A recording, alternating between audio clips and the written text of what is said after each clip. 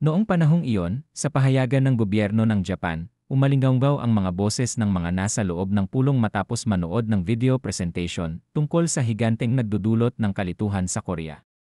Ang lalaking nakasuot ng kulay abong suit sa ulo na nasa host table ay nagsasabi kung may paraan para i-pressure o patahimikin si Tak Seyong, secure ang mga tao sa paligid niya sa anumang paraan. Nagsalita ang isang politiko sa tabi niya at mabilis na sumagot, paano kung walang paraan para makontrol si Tak Seyong? Kailangan nating maghanap ng paraan para makuha ang kanyang kapangyarihan. Ngunit ang problema ay ang pinagmulan ni Tak Seyong. Saan nanggagaling ang kapangyarihan niya? Maaari ba itong ilipat sa iba at paano ito gumagana? Ang mas mahalagang bagay dito kaysa sa pagkalkula ng ano paman ay kung paano makuha ang kapangyarihang iyon. Ang pagkakasunod-sunod ng mundong ito ay mababaligtad kapag ang isang tao ay may ganoong uri ng kapangyarihan, ang ambisyon ay katawa-tawa. Tumagilid ang katabi niya para magtanong pero agad namang pinigilan ng lalaki. Hindi pa rin niya maintindihan walang epekto ang mga baril sa superhuman na ito. Kung kaya nating sanayin ang libo-libo na katulad niya, ano kaya ang mangyayari? Sa pagtingin sa mukha ng prankster na humahaplos sa kanyang balbas sa pagkalkula, makikita ng lahat ang ambisyong malinaw na makikita sa kanyang mukha. Sa eroplanong pabalik sa Estados Unidos ng hating gabi, narinig ni Paul ang ulat ng kanyang subordinate na si Zhao Xingqiao ang magiging commander ng hukbo ng China. Nang marinig ang pangalang Zhao Xingqiao, biglang napaisip si Paul. Kaya hindi na siya nag-abalang magsalita. Ito ay isang tunay na sakit ng ulo, kahit na alam ko na sa malaot madali ay magiging isang sakuna si Tak Seyong na nagbabanta sa lahat ng mga bansa, ngunit hindi ko akalain na papayagan ng China ang bahag ang buntot na yun na manguna. Sinabi ng may blonde na buhok, ayon sa nalaman niya, ang China ay kasalukuyang mayroong 3,000 espiya sa ating teritoryo, at hindi kasama dyan ang nakahanay sa organisasyon. Tumango ang doktor na alam na kung ang grupo ng mga espiya ay makakaamoy ng masarap, tiyak na ipapadala nila kaagad ang balita sa kanilang bansa.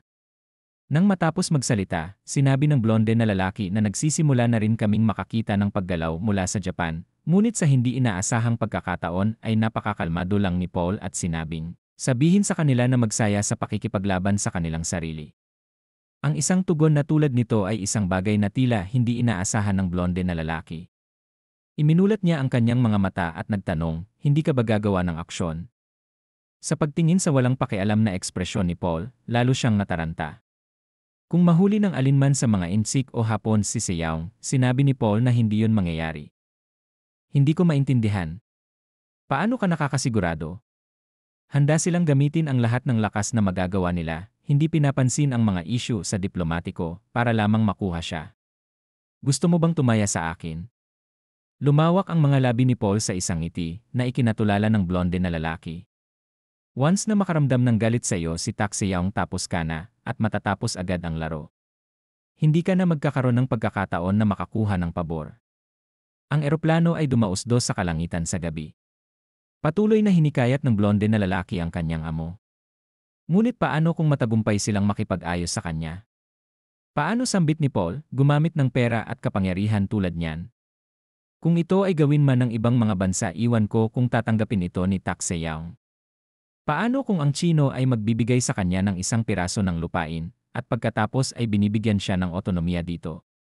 Totoong isipin, ang lupa ay isang bagay na hindi nagkukulang sa mga insik, ngunit sa halip na pagtuunan iyon ng pansin, biglang pumitik si Paul sa kanyang mga daliri na parang may naisip siyang kawili-wili. Pagkatapos ang pamilya ni Tak Seyong ay itatalaga ko para sa espesyal na proteksyon. Tara pumunta tayo sa Fort Black at humingi ng tulong doon. Sa pakikipag-usap tungkol dito, siya ay pinagpapawisan at di pa rin maintindihan. Tanong niya ulit, ang ibig mong sabihin gagamitin mo ang 82 Airborne Division para protektahan ang pamilya ng sibilyan? Ano sa palagay mo, muling lumitaw ang nakakabaliw na ngiti sa labi ni Paul. Itinaas niya ang kanyang kamay at tumawa, magandang ideya yon, di ba? Dapat nating sundin ang gusto ni Seyong. Hindi napigilan ng blonde na lalaki na mapatitig sa kanyang amo na bumubulong sa sarili. Dapat nating abusuhin ang planong ito hanggang sa katapusan. Malakas ang ulan sa labas. Si Chairman Lee at ang kanyang mga nasasakupan ay lumabas upang ibabad ang kanilang mga mukha sa ulan at umiyak. Nangako siya sa sarili niya at sa namatay niyang anak na si So Hyun, tiyak na ipaghihiganti kita. Ibabalik ko ang sakit at kakilakilabot na kamatayan na iyong tiniis, at walang mga eksepsyon para sa mga nakapanood ng aking anak na mamatay nang hindi makatarungan ng ganoon. Pagbabayaran ko sila sa ginawa nila. Nang matapos ang libing ng kanilang anak, agad na nagsagawa ng press conference ang pamilya ng presidente ng Shinjin Group. Hindi lamang ang kanyang anak dahil pinatawag din ni Chairman Lee, ang lahat ng mga magulang ng mga anak na pinatay ni Tak Siyaong upang i-frame siya para sa trahedya na pagpatay. Pinuna ng mga pamilyang ito ang gobyerno sa pagiging walang kakayahan at hindi kayang protektahan ang mga tao nito. At sigurado, sa loob lamang ng ilang araw, ang bilang ng mga namatay na biktima ay dumami ng napakabilis, hindi lamang ang mga sinasadyang pinatay ni Siyaong mula pa noong una, kundi pati na rin ang maraming iba pang mga pamilya na nawalan ng mga mahal sa buhay sa panahon ng proseso ni Siyaong. Naghahanap ng target na papatayin, libu-libong pulis at sundalo ang namatay, na naging dahilan upang magsimulang baliktarin ang opinyon ng publiko. Ang mga taong minsang tumingin kay Siyaong bilang isang bayani at pinarangalan siya sa iba't ibang paraan, ay nagsimulang makita si Siyaong mula sa isang pananaw na hindi naiiba sa isang terorista na binabaliwala ang batas at kaayusan ng buhay. Kahit saan sa mga forum, pinag-uusapan ng mga tao ang tungkol kay Siyaong na may mga problema sa pag-isip kaya naman napakaraming tao ang kanyang pinatay. Sa huli, nakikita siya ng mga tao bilang isang masamang kriminal na nagbabanta sa kaligtasan ng buong bansa at mga mamamayan nito. Kaya naging common enemy siya ng buong bansa, pero ang problema ay hindi naglalaro si Siyaong sa mga social network. Hindi siya nagbabasa ng dyaryo o nanonood ng balita, in short, hindi niya alam na naging tinik na siya sa kanyang tagiliran.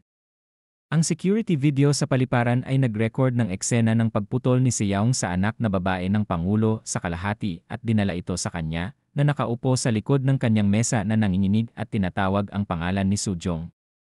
Si Sung-chul ay umiyak ng mahabang araw, naawa sa kanyang kaawa-awang anak na babae, pagkatapos tulad ng maraming iba pang mga ama, ipinangako niya sa kanyang sarili na tiyak na maghihiganti siya para sa kanyang anak na babae. Mangyaring hintayin mo ako sa langit, pagkatapos ay ipaghihiganti ka ni tatay. Buong araw siyang nakaupong umiiyak ng mag-isa sa opisina ng presidente, hanggang sa may mahinang katok sa pinto bago niya pinunasan ang kanyang mga luha at narinig ang sinabi ng tao sa labas sa mahinang boses, "Nandito na ako." Tumayo upang maging pangulo muli, pinayagan ni Sung-chul ang ibang tao na pumasok at agad na narinig ang isang nakikiramay na boses. He looked so haggard, tumutulo pa rin ang mga luha sa kanyang mukha. Gusto ni Sung-chul na pumasok sa trabaho si Mr. Park Sang-kyun, Direktor ng National Intelligence Service. Nakaturo sa isang lalaking maputi ang buhok at may balbas, nagpakilala si Mr. Park, abot ako sa punto. Ito ang taong magbibigay sa iyo ng tamang payo sa ngayon. Ang matandang lalaki ay nag-drum ng kanyang mga kamay sa isang patpat, yumuko sa Pangulo, at nagpakilalang si Jang Yeon-jong. Nang nakaupo, ayon sa pagpapakilala ni Mr. Park, si Mr. Jang ay dating tagapagturo ng pagsasanay, isa sa mga taong naglatag ng pundasyon para sa bansang ito hanggang sa kanyang pagreretiro bilang ministro ng pambansang depensa. Kaya may paraan, tama ba? Gustong magtanong agad ni Sung-chul. Gusto kong patayin ang bastard na yon. Saglit na natahimik si Yang Yeon saka ibinuka ang kanyang bibig upang kumpirmahin na ito ay ganap na posible, kaya hindi napigilan ni Sung-chul ang kanyang nanginginig na mga kamay sa upuan. Hindi niya inaasahan na makakarinig siya ng ganoong katibay na paninindigan. Kaya agad siyang nagtanong, ano ang kailangan mo? Ang kanyang malalim na mga mata ay sumulyap sa Pangulo at tapat na sinabi, kailangan muna nating arestuhin si Jung Da-hon, ang tanging survivor na nabubuhay. Biglang nagulat ang presidente, tila gustong magtanong ng Pangulo, ngunit nakatanggap ng matalas na tingin mula sa matanda. Habang nag-uusap ang mga tao sa silid ng Pangulo, ang mga mabibigat na bagay ay itinapon sa isang sulok ng lungsod na gumawa ng malakas na ingay at sumisigaw ng malakas. Tumaas ang makapal na haligi ng itim na usok mula sa lugar na yon, at ang lahat ng hukbo ay nakahanda na para umatake, at bigla silang natigilan sa kanilang nakita. Mula sa command post, mabilis na umatras ang lahat ng mga sundalo, at doon lumitaw ang malaking figura ni Siyaong sa harap ng kanilang mga mata. Habang nakahina sila ng maluwag, nakita nila ang binata sa harap nila na umuungal. Ang pinuno ng grupo ng kabilang panig ay biglang nagbago ng isip at sinabi sa kanila na huwag umatras, na hindi alam ng mga sundalo kung ano ang gagawin. Sinong baliw ang nagsasalita ng walang kapararakan, sinasabi sa kanila kung ano ang gagawin, ngunit kung hindi sila atras, ano ang magagawa nila sa demonyong ito? Habang hindi alam kung ano ang gagawin, biglang may isang paa. Kalmadong lumakad na makipag-usap ng tapat kay Saiyang.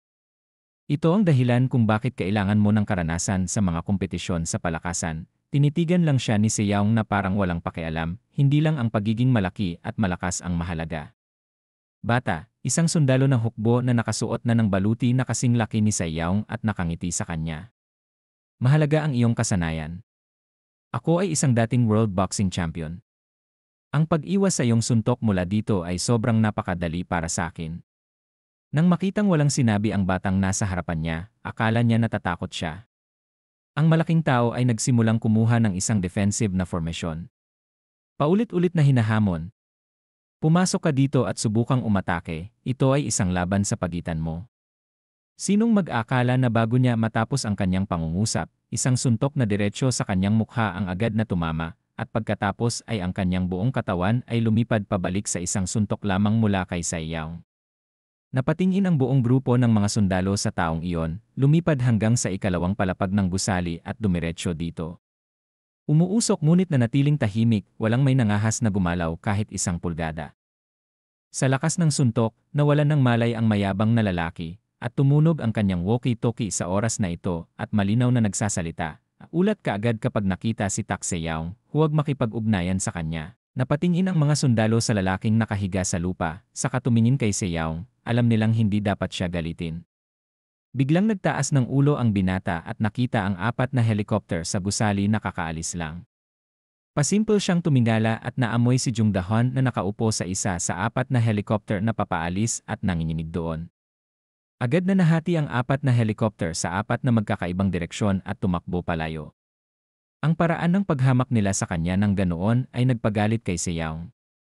Nagngangalit ang kanyang mga ngipin, ibinababa niya ang kanyang katawan at tumalon kung saan-saan, na naging sanhi ng pagdagundong ng lupa sa ibaba na parang may lindol. Nahulog ang mga bitak ng semento sa ulo ng mga sundalo. Hindi naglakas loob na magsalita ang lahat. Si Saiyang ay tila galit, naggangalit ang kanyang mga ngipin at nagmura.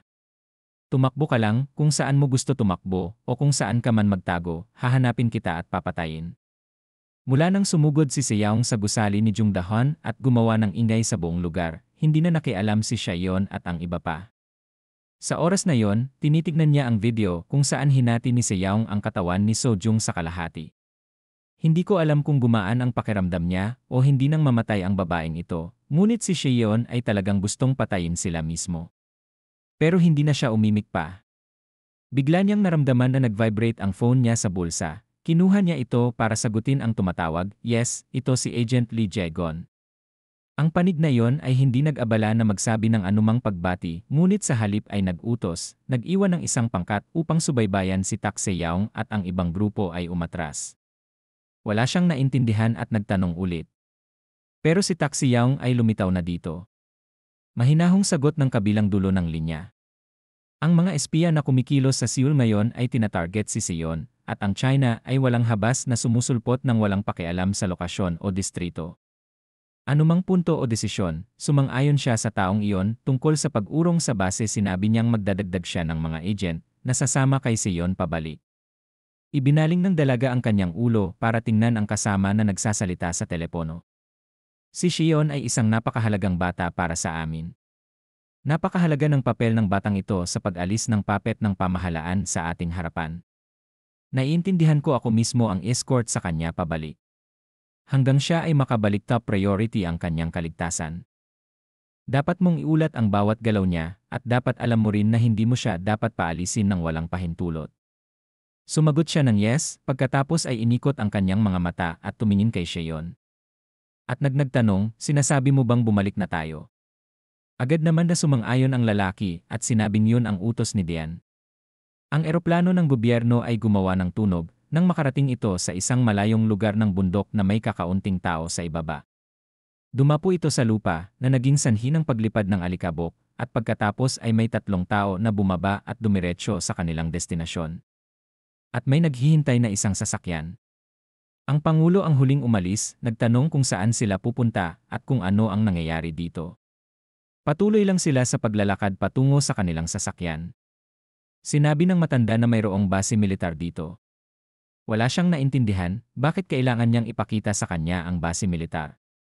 Ngunit naisip na ito ay isang hangal na tanong kaya hindi na nagsalita si Sung Chul at hinintay na magpatuloy sa pagpapaliwanag ang matanda.